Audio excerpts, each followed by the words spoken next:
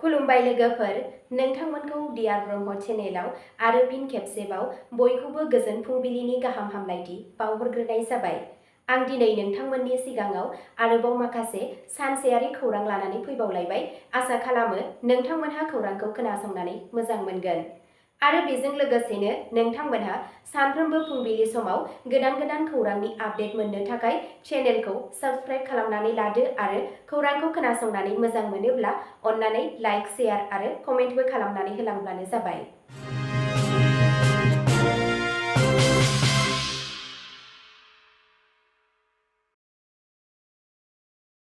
दिनैनि गाहाय रादाबफोराव दङ।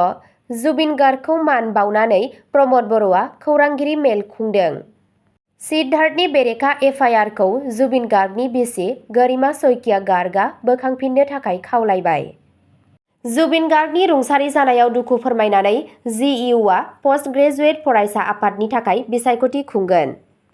जुबिन गार्गनि रुंसारि जानायाव एबसुआ दुखु फोरमायदों। जुबिन गार्गनि रुंसारि जानायाव एपिएससिआ साख्रि थिसननाय इन्टारभिउखौ दोनथ'दों। इउपिपिएलआ क'क्राझाराव देंखोनि मुंदांखा जुबिन गार्गखौ मान बावदों। दिनै फुंनि 9 रिंगानिफ्राय मोनाबिलि 7 रिंगासिम जुबिन गार्गखौ जोबथा मान बावगोन। दानिया फैदो आबुं रादाबाव। गिबि खौराङावनो दङ। जुबिन गार्गखौ मान बावनानै प्रमद बर'आ काजलगावआव खौरांगिरि मेल खुंदों। महरगिरि जुबिन गार्गनि हरखाब रुंसारि जानायनि खौराङा बिटिसि बिसायख'थिनि फोसावदिंनायाव गोहोम खोख्लैदों। बयजोंबो मोजां मोनजानाय रोजाबगिरि जुबिन गार्गनि हरखाब रुंसारि जानायाव मान बावनो थाखाय मोनफ्रोमबो राजखान्थि दोलोआ गावसोरनि फोसावदिंनायनि हाबाफारिखौ सानसेनि उनाव मोनसे केन्सेल खालामनो थिरांथा लादों। बिसायख'थि फोसावदिंनायनि जोबथा सानावबो आबुङै बन्द' जानायखौ नुनो मोन्दों। बिटिसिनि बिसायख'थि फोसावदिंनायनि जोबथा समाव इउपिपिएलनि आफादगिरि प्रमद बर'आ काजलगावआव थानाय इउपिपिएल दोलोनि मावख'आव मोनसे खौरांगिरि मेल खुंनानै बिबुंथि लाखियो।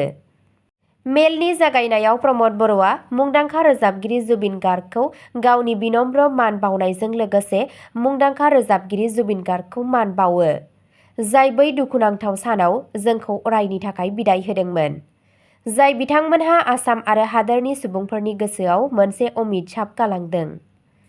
प्रमद बर'आ बुंदों दि गासै बिटिआर आरो आसामनि सुबुंफोरा जुबिन गार्गनि थाखाय दुखुआव दं आरो बे समाव राजखान्थियारि बिबुंथि होनो लुबैनाय गैया। नाथाय दिनै आं जोंनि सिगांनि बिसायख'थि रेलिफोराव जोंखौ हेफाजाब होबोनाय गासैबो मददगिरिफोर, दोलोनि मावथिफोर, दैदेनगिरि आरो मोजां हास्थायगिरिफोरनिसिम साबायखर बावहरो। 22 सेप्तेम्बराव जानो गोनां बिटिसि बिसायख'थिनि भट होनाय हाबाफारिया जागोन। साफ्रोमबो भटारफोरा गाव गावनि बेसेन गोसा भटखौ होनो थाखाय गावनि न'निफ्राय बायजोआव ओंखारबोयो आरो गोजोन बिटिआर दानायाव हेफाजाब होनो खावलायो। प्रमद बर'आ खुंथायखौ खावलायो दि बे भट होनाय हाबाफारिखौ आबुङै गोजोन थासारिजों खुंफुंनो थाखाय गासैबो नांगौथार राहा लानो थाखाय खावलायो, जाहाथे मोनसे गोग्गो सुबुंदारारि खान्थि फोथांना लाखिनो हायो। नैथि खौराङाव दङ। सिद्धार्थनि बेरेखा एफआइआरखौ रायजो राजाफोरखौ गरिमा शइकिया गार्गआ बोखांफिननो थाखाय खावलायबाय। अनजालु महरगिरिनि थैनायनि उनाव रायजोनाङैनो जुबिननि थैनायनि सायाव नायबिजिरनायनि दाबि दैखांनाय जादोंमोन। खायसेया बे जाथायनि सायाव सिबिआइनि नायबिजिरनायनि थाखायबो दाबि खालामदों। जुबिन गार्गनि थैनायनि मामलायाव गिबि मन्थ्रिया फोसावदोंमोन दि श्यामकानु महन्त, जुबिननि मेनेजार सिद्धार्थ शर्मा आरो आसामनि जाय सुबुंफोरा सिंगापुराव थांदोंमोन बिथांमोनखौ नायबिजिरनायनि दायाव लाबोनाय जागोन। बे जाथायनि उनाव मैया मोनाबिलियाव महरगिरिनि बिसि गरिमा शइकिया गार्गआ जुबिननि अनसायगिरिफोरनिसिम फेसबुकआव मोनसे लाइभ खालामदों। फेसबुक लाइभनि समाव गरिमा जुबिन गार्गनि मेनेजार सिद्धार्थ शर्माखौ मुंख'नानै बुङो दि सिद्धार्थआ जोंनि फंबाय बादि। 2020 मायथाइयाव कभिडनि समाव जेब्ला सन्देरजानाय सिद्धार्थआ मुम्बाइआव फाहामथाय होनो थाखाय गासैबो बेबस्था खालामदोंमोन, अब्ला जुबिना बिखौ लाबोफिनदोंमोन। सिद्धार्थनि सोमोन्दै जुबिना जेबो खोनानो हाया आरो बियो अखानि थरथिंसेबो बिनि सायाव गोग्लैनो होआ। बेखायनो बे हौवासाया जुबिनजों लोगोसे जोबथा दावबायनायाव थांदों। अन्नानै नोंथांनि गोसोनिफ्राय सिद्धार्थनि सोमोन्दै थानाय सानस्रिफोरखौ खोमोरदो। गरिमाया बेखौबो बुङो, जुबिनहा गोबां आद्रा थालांनाय खामानि दं आरो आं सिद्धार्थ गैयालासे जेबो मावनो हाया। आंनो मोनफ्रोमबो जाहोनावनो सिद्धार्थनि मददनि गोनांथि दं। बेनिखायनो सिद्धार्थनि हेंथायै होनाय अजदफोरखौ बोखारनो थाखाय आं गुरैयै खावलायो होनना फोरमायनायखौ मिथिनो मोनबावनाय जादों। थामथि खौराङाव दङ जुबिन गार्गनि रुंसारि जानायाव दुखु फोरमायनानै जिइउआ पस्ट ग्रेजुएट फरायसा आफादनि थाखाय बिसायख'थि खुंगोन। गौहाटी मुलुगसोलोंसालिया 2025-26 नि सोलोंथायारि बोसोरनि थाखाय पस्ट ग्रेजुएट फरायसा आफादनि बिसायख'थिजों दावगालांगासिनो दं। 25 सेप्तेम्बराव जानो गोनां बे बिसायख'थिया हारिमुआरि सुबुं जुबिन गार्गनि रुंसारि जानायाव मुलुगसोलोंसालि समाजनि दुखुनि गेजेराव जागासिनो दं। गोमालांनाय समखौ सुफुंनो थाखाय कमिटिया फोसावदिंनायनि समखौ 24 सेप्तेम्बरनि फुंनि 9 रिंगासिम बारायना होदों। मुलुगसोलोंसालिनि बिबानगिरिफोरा बयखौबो बे दुखुनि समाव बिसायख'थिखौ गोजोनै खुंफुंनो आरो मुलुगसोलोंसालिनि बेसेनजों गोरोबहोनो थाखाय नेमखान्थिफोरखौ मानिनो थाखाय थुलुंगा होदों। ब्रैथि खौराङाव दङ जुबिन गार्गनि रुंसारि जानायाव एबसुआ दुखु फोरमायदों। सिंगापुराव रुंसारि जानाय जुबिन गार्गनि रुंसारि जानायाव निखिल बड' फरायसा आफाद (NBOSUआ गोथौयै दुखु फोरमायदों। मोनसे सुबुंथिनि गेजेरजों एबसुआ महरगिरि, रोजाबगिरि, देंखो दिथागिरि, देंखोगिरि, मेथाइ लिरगिरि, फावखुंगुर आरो दिथागिरि जुबिन गार्गनि रुंसारि जानायाव गोथौयै दुखु फोरमायदों।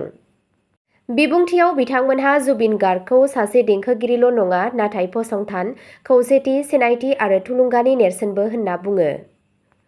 गावनि रुजुजायै गारांनि गेजेरजों बड' देंखोआव बिथांनि बेसेनगोसा बिहोमाखौ मख'नानै आफादा बुङो दि आरिमु, हारिमु आरो समाजाव बिथांनि रुजुजायै बिहोमाखौ अरायबो गोसोखांनाय जागोन आरो फैबाय थानाय इयुन जोलैफोरखौ थुलुंगा होबाय थागोन। जुबिननि गैयैआ मोनसे लाथिख' जानानै दं। नाथाय बिथांनि गाराङा खौसेथि, मिजिं आरो सिनायथिखौ थुलुंगा होबाय थागोन होनना एबसुआ दुखु मोननाय नखर, लोगोफोर आरो लाख लाख अनसायगिरिफोरनि फारसे गोथौयै दुखु फोरमायहरो। बाथि खौराङाव दङ जुबिन गार्गनि रुंसारि जानायनि थाखाय एपिएससिआ साख्रि थिसननायनि इन्टारभिउखौ दोनथ'दों।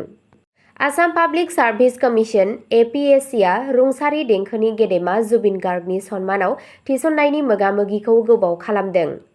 बिथांनि रुंसारि जानायाव हादोरसायाव गोथौ दुखु मोनदों। आबाद जौगाखां मावख'गिरि एडिअ मासिनि थाखाय मोगा-मोगि, जाय गुबैयै 22 आरो 23 सेप्तेम्बराव जानो गोनांमोन, दा 25 आरो 26 सेप्तेम्बराव जासिगोन। एपिएससिनि मावख'आरि फोसावनायाव बुंनाय जादों दि मेथाइ रोजाबगिरिनि थैनाय आरो गोथै देहा सावनाय हाबाफारिखौ मान होनानै दोनथ'नाय जादों। ना फिसिग्रा बिफाननि सिङाव जुनियर इन्जिनियार सिभिल स्क्रिनिं आनजादनि गोदान खालारखौ उनाव फोसावनाय जागोन होनना फोरमायनायखौ मिथिनो मोननाय जादों। द'थि खौराङाव दङ इउपिपिएलआ क'क्राझाराव देंखोनि मुंदांखा जुबिन गार्गखौ मान बाउदों। आसामआ दासिमबो सिंगापुराव रुंसारि जानाय मुंदांखा रोजाबगिरि जुबिन गार्गखौ खोमानायाव दुखु फोरमायदों। सनिबारखालि इउनाइटेड पिपल्स पार्टी लिबारेल (इउपिपिएलआ) बिथांनि थाखाय क'क्राझाराव मोनसे जर'खा मान बाउनाय हाबाफारि खुंदों। रोजाबगिरिनि जिउ आरो बिहोमाखौ मान बाउनो थाखाय गोबां दैदेनगिरि आरो अनसायगिरिफोरा ज' जादों। बे हाबाफारियाव बिटिसिनि गाहाय प्रमद बर', मन्थ्रि उरखावगोरा ब्रह्म आरो गुबुन गुबुन मावख'गिरिफोर दंमोन। प्रमद बर'आ जुबिननि रुंसारि जानायखौ हादोरसानि थाखाय मोनसे गिदिर खहा होनना बुङो। बिथाङा फोरमायदों दि जुबिनआ सासे गोजोन आरो अननायनि थान्दै, जायनि देंखोआ सुबुंफोरखौ खौसेथि खालामो। मन्थ्रि इउजि ब्रह्मआ बिथाङा बुङो दि जुबिननि देंखोआव बयजोंबो सोमोन्दो लाखिनो हानाय मोनसे रुजुजायै गोहो दं आरो लाख लाख सुबुंफोरखौ थुलुंगा होदों। प्रमद बर' बिथाङा बुङो दि बे रोजाबगिरिखौ गासै आसामनि सुबुंफोरानो मोजां मोनोमोन। बिथाङा बेखौबो मिथिहोयो दि इयुनाव बड'लेण्ड टेरिटरियेल काउन्सिल सोरखारा जुबिन गार्गनि लेगेसिखौ मान होनो थाखाय राहा लागोन। स्निथि खौराङाव दङ दिनै फुंनि 9 रिंगानिफ्राय मोनाबिलि 7 रिंगासिम मोजां मोनगिरिफोरा जुबिन गार्गखौ जोबथा मान बाउगोन होनना गिबि मन्थ्रिया बुङो। रुंसारि असमिया देंखो हाथरखि जुबिन गार्गनि अनसायगिरिफोरा दिनै 21 सेप्तेम्बराव जोबथा मान बाउनो हागोन। फुंनि 9 रिंगानिफ्राय मोनाबिलि 7 रिंगासिम सरुसाजायनि अर्जुन भगेश्वर बरुवा स्पर्ट्स कमप्लेक्सआव मोनसे रायजोआरि मान बावनाय जागोन। आसाम चिफ मिनिस्टार हिमन्त बिश्व शर्माया ससियेल मिडियायाव बिथांखिफोरखौ फोरमायदों दि सोरखारा बे हाबाफारिनि थाखाय नांगौ जानाय गासैबो बेबस्था थियारि खालामबाय। गिबि मन्थ्रिया साफ्रोमबो सुबुंनो जायगानि सुबुंफोरजों लोगो नांनानै मोजां आरो मान होनानै मान बावनायनि खोथा होनो खावलायदों।